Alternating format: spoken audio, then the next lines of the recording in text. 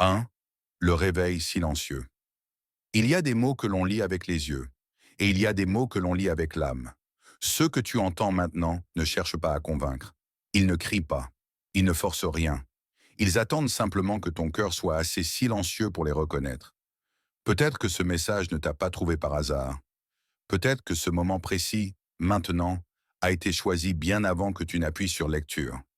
Peut-être qu'Allah, dans sa sagesse infinie, a voulu que ton cœur entende ceci avant que quelque chose ne se ferme. Nous avançons tous dans la vie avec une certitude invisible, celle que demain existe. Nous planifions, nous remettons, nous reportons ce qui est essentiel comme si le temps nous appartenait, comme si le souffle que nous prenons à cet instant était automatiquement suivi d'un autre. Mais Allah nous rappelle une vérité que l'âme préfère oublier. Chaque âme goûtera à la mort. Coran 385. Pas certaines âmes, pas les autres, pas plus tard.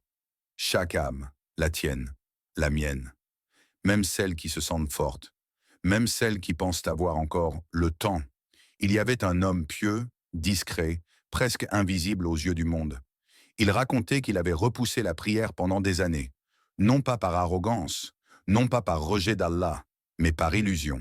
Il disait « Je savais que je devais changer, mais je pensais toujours que demain serait plus approprié. » Puis un matin, son père ne s'est pas réveillé. Il était allé dormir comme tous les soirs, sans adieu, sans avertissement, sans promesse de retour. Ce jour-là, il comprit quelque chose qui le brisa intérieurement. Le demain est parfois un mensonge silencieux. Combien de fois as-tu prononcé ces phrases dans ton cœur? Je changerai plus tard. Je demanderai pardon quand je serai vraiment sincère. Je me rapprocherai d'Allah quand ma vie sera plus stable, quand j'aurai moins de problèmes, quand je serai moins fatigué. Mais laisse-moi te poser une question que peu osent affronter. Qui t'a promis ce plus tard? Qui t'a garanti ce calme? Qui t'a assuré que ton cœur aurait encore le temps de regretter? Allah nous appelle avec une lucidité qui ne trompe pas. Ô vous qui croyez, craignez Allah, et que chaque âme voit bien ce qu'elle a préparé pour demain. Coran 59, 18. Ce demain dont parle Allah n'est pas celui du calendrier. Ce n'est pas le lendemain matin. Ce n'est pas la semaine prochaine. C'est le lendemain de la mort. Le jour où il n'y aura plus d'action, seulement des comptes. Plus d'intention, seulement des résultats. Un sage disait « L'être humain vit comme s'il allait mourir très tard et meurt comme s'il avait cru vivre éternellement. » Regarde autour de toi. Combien sont partis sans prévenir? Combien de cœurs battaient hier et se sont tus aujourd'hui? Allah dit ailleurs « Et tu ne sais pas ce que demain te réserve, ni dans quelle terre tu mourras. » Coran 31-34. Tu peux ignorer ce rappel. Tu peux continuer à faire défiler, à t'occuper, à t'anesthésier avec le bruit du monde. Mais si, juste une seconde, tu laissais ce message descendre plus profond, si ces mots étaient les derniers que ton cœur entendait, que restera-t-il de toi? Tes regrets ou ton retour vers Allah, ton attachement au monde ou ton attachement à celui qui l'a créé? Et surtout, qu'est-ce que ce message est en train de réveiller en toi, là, maintenant, dans ce silence? 2. Le rappel qui dérange l'âme. Il y a une chose que l'âme déteste plus que tout, la vérité quand elle s'approche trop près. Pas la vérité abstraite, pas celle que l'on écoute chez les autres, mais celle qui vise directement ta vie, tes choix, tes retards, tes excuses. Le prophète Mohammed n'a jamais enjolivé cette réalité. Il a dit « Souvenez-vous souvent de celle qui détruit les plaisirs, la mort », rapporté par At-Tirmidhi. Pas pour te rendre triste, pas pour t'angoisser inutilement, mais parce que la mort remet tout à sa place. Pourquoi la mort dérange autant? Parce qu'elle ne discute pas, parce qu'elle ne demande pas ton avis, parce qu'elle arrive quand tu pensais encore avoir le contrôle. Elle ne ment pas, elle n'explique rien. Elle ne te laisse pas le temps de dire « Attends, je n'ai pas terminé ». Un savant racontait l'histoire d'un jeune homme que tout le monde admirait. Riche, éloquent, généreux avec les gens. Il donnait, il aidait, il était respecté. Mais quand on lui parlait de la prière, il souriait doucement. Pas avec moquerie, avec assurance. Il disait « Allah est pardonneur ». Oui, Allah est Al-Ghafour. Mais Allah est aussi Al-Adl, le juste. Le prophète nous a appris que la miséricorde d'Allah est immense, mais il ne nous a jamais enseigné de jouer avec elle. Ce jeune homme remettait toujours, pas par méchanceté, par confiance excessive, jusqu'au jour où la mort l'a surpris. Sur son lit, à bout de souffle, il murmura une phrase qui glaça ceux qui étaient moins présents. « Attendez, je n'ai pas fini !» Mais le temps, lui, avait fini avec lui. Allah décrit ce moment avec une précision terrifiante. Jusqu'à ce que la mort vienne à l'un d'eux, il dit « Seigneur, fais-moi revenir afin que je fasse le bien que j'ai délaissé. » Coran 23, 99 à 100. Regarde bien. À cet instant-là, la foi est claire. Le regret est total. La vérité est évidente. Mais Allah dit ensuite que ce n'est qu'une parole qu'il prononce.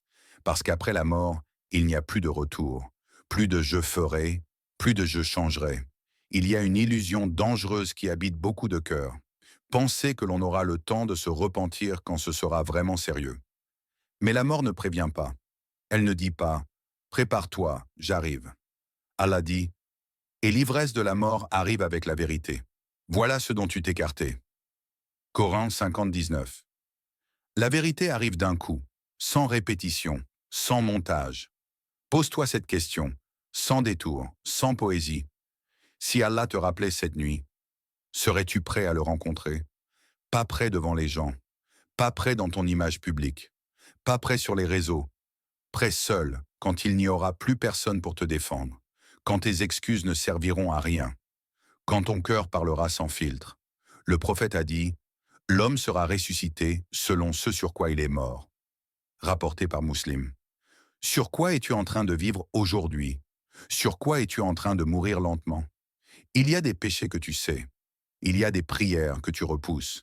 Il y a des rappels que tu ignores volontairement. Pas parce que tu ne crois pas, mais parce que tu espères encore du temps. Mais écoute bien ceci. Le plus grand piège du diable n'est pas de te faire nier Allah, c'est de te faire croire que tu peux attendre. Allah dit, leur terme ne sera ni retardé ni avancé, d'1 heure. Coran 16:61. Pas une minute de plus. Pas une seconde. Alors dis-moi sincèrement, qu'est-ce qui te retient encore loin de lui? Le plaisir? La peur de changer? L'habitude? Ou simplement l'oubli? Et si ce rappel te dérange, c'est peut-être parce qu'il touche exactement l'endroit que tu évites depuis trop longtemps. 3. La porte encore ouverte. Si Allah t'a guidé jusqu'à ce message, ce n'est pas pour t'écraser sous le poids de la peur. Ce n'est pas pour te rappeler tes fautes afin de t'humilier. Ce n'est pas pour te dire que tout est perdu. C'est parce que la porte est encore ouverte. Et tant qu'une porte est ouverte, cela signifie qu'Allah attend encore ton pas vers lui. Le prophète Mohammed l'a dit avec une clarté bouleversante. Allah accepte le repentir du serviteur tant que l'âme n'est pas arrivée à la gorge. Rapporté par Ahmad. Tant que tu respires, tant que ton cœur bat, tant que tes yeux peuvent encore pleurer, il y a une chance, même si tu penses l'avoir gâché 1000 fois, même si tu as promis de changer et que tu es retombé, même si tu as honte de lever les mains vers le ciel. Allah ne regarde pas le nombre de tes chutes. Il regarde si tu reviens. Un homme était connu dans sa ville pour ses péchés. On murmurait son nom avec jugement. On le citait comme un exemple à ne pas suivre. Une nuit, seul, quand le monde dormait, il s'effondra. Il pleura comme un enfant. Et il dit simplement « Oh Allah, je n'ai rien à te présenter sauf mon cœur brisé. » Pas de grandes phrases, pas d'excuses, pas de négociations, juste un cœur fendu par la vérité. Ce soir-là, il changea. Pas parce qu'il était devenu parfait, mais parce qu'il était devenu sincère. Et Allah aime la sincérité plus que l'apparence. Allah dit « Dis, ô mes serviteurs qui avez commis des excès contre vous-mêmes, ne désespérez pas de la miséricorde d'Allah. Certes, Allah pardonne tous les péchés. » Coran 39-53. Regarde comment Allah t'appelle. Ô mes serviteurs, même après les excès, même après les fautes. Il ne dit pas « Ô vous qui avez échoué », il ne dit pas « Ô vous qui avez désobéi ». Il dit « Mes serviteurs, ne désespère pas, mais écoute bien la suite, ne tarde pas non plus, car il y a un danger plus subtil que le péché lui-même. Le vrai danger, ce n'est pas de tomber, c'est de tomber sans plus ressentir la douleur. C'est quand le péché devient normal, quand la faute ne fait plus pleurer, quand le cœur s'habitue à être loin d'Allah. Le prophète a dit, quand le serviteur commet un péché, un point noir est inscrit dans son cœur. S'il se repent, son cœur est purifié. Mais s'il persiste, le point s'étend jusqu'à recouvrir son cœur. Rapporté par At-Tirmidhi. C'est cela, le vrai danger, un cœur qui ne ressent plus. Dis-moi sincèrement, quand as-tu pleuré pour la dernière fois en pensant à Allah? Pas par peur des gens, pas par fatigue, mais par amour, par regret, par manque. Quand as-tu demandé pardon sans te justifier? Sans dire « oui, mais », sans accuser les circonstances, les autres, la vie. Juste toi, devant lui. Allah dit « N'est-il pas temps pour les croyants que leur cœur s'humilie au rappel d'Allah » Coran 57, 16. Peut-être que ce message est ce moment. Pas un hasard, pas une coïncidence. Peut-être qu'Allah t'appelle doucement, sans bruit, avant que le monde ne se taise, avant que les excuses ne disparaissent, avant que le silence ne devienne éternel. Et si ton cœur ressent quelque chose en ce moment, une lourdeur, une chaleur, une envie de revenir, ce n'est pas une faiblesse. C'est un signe que la porte est encore ouverte et qu'Allah, dans sa miséricorde infinie, ne t'a pas encore laissé partir loin de lui. 4. Ce que l'âme emportera. Le jour où tout s'arrêtera, tu quitteras tout, sans exception, sans négociation. Ton nom restera sur les lèvres des gens, un temps. Ton statut s'effacera plus vite que tu ne l'imagines. Tes possessions changeront de main, comme si elles ne t'avaient jamais appartenu. Tu partiras léger, mais pas vide. Car il restera une chose, une seule, ce que ton cœur a construit avec Allah. Allah le dit avec une clarté qui traverse les siècles. Le jour où ni les biens ni les enfants ne seront d'aucune utilité, sauf celui qui vient d'Allah avec un cœur saint.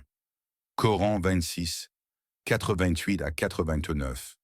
Un cœur saint, pas un cœur sans cicatrice, pas un cœur sans faute, un cœur vivant, un cœur qui a lutté, un cœur qui est tombé mais qui est revenu. Car la pureté dont parle Allah n'est pas celle de l'illusion, c'est celle de la sincérité. Imagine-toi maintenant, seul, la terre au-dessus de toi, le silence autour de toi, plus de bruit, plus d'écran, plus de regards, plus de notifications pour te distraire, plus d'applaudissements pour te rassurer, plus de comparaisons pour te définir. Seulement toi et tes œuvres, les prières que tu faisais quand personne ne regardait, les larmes que tu as retenues ou versées, les pardons que tu as donnés sans être compris, les rappels que tu as ignorés et ceux que tu as acceptés. Allah dit, nous ferons sortir pour lui, au jour de la résurrection, un livre qu'il trouvera déployé. Lis ton livre. Tu te suffis aujourd'hui comme comptable contre toi-même. Coran 17, 13 à 14. À ce moment-là, personne ne parlera à ta place. Personne n'expliquera ce que toi seul savais. Il n'y aura pas de « si j'avais su », car tu savais. Il n'y aura pas de « je n'avais pas le temps », car le temps t'a été donné. Seulement cette question, silencieuse mais écrasante. Qu'as-tu fait de ce qui t'a été confié? Le prophète Mohammed a dit, le serviteur sera interrogé sur sa vie et comment il l'a vécu, sur sa jeunesse et comment il l'a usée.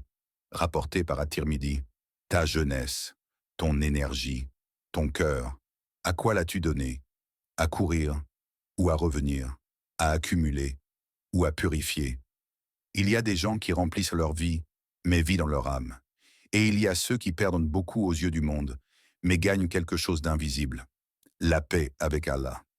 Un sage disait, « L'homme ne regrettera pas ce qu'il a perdu du monde, mais ce qu'il n'a pas donné à son Seigneur. » Alors regarde ta vie avec honnêteté, pas avec dureté, avec vérité. Qu'aimerais-tu que ce moment révèle? Une existence remise à plus tard? Ou une intention enfin éveillée, même tardive? Car tant que tu respires, le choix existe encore. Lis ceci tant que tu peux encore choisir. Lis ceci tant que le retour est possible. Lis ceci pendant que ton cœur peut encore répondre, avant que les mots ne s'arrêtent et que seul le silence parle.